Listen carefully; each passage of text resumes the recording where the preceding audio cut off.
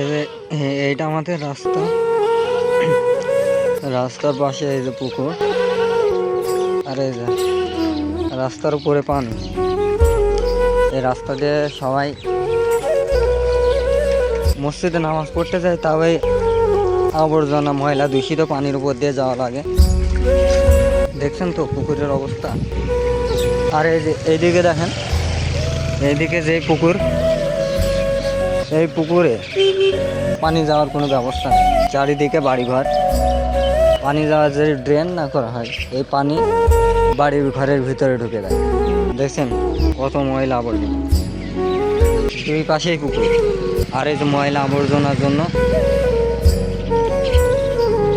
এ পরিষ্কার পানি না। এই যে সামনে মসজিদ,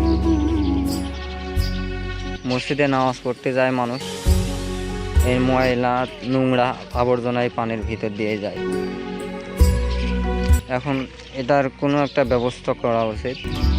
আমাদের সমস্যা কি, সংগঠন চাই এই পানির কোনো একটা ব্যবস্থা করতে, যাতে মানুষ নামাজ পড়তে যেতে পারে এবং রাস্তাঘাট দিয়ে গাড়ি যায়, তা গাড়ি যায় তখন মানুষ সাইডে যদি দাঁড়ায়, মানুষ এখানে ভিজে যাওয়ার সম্ভাবনা থাকে।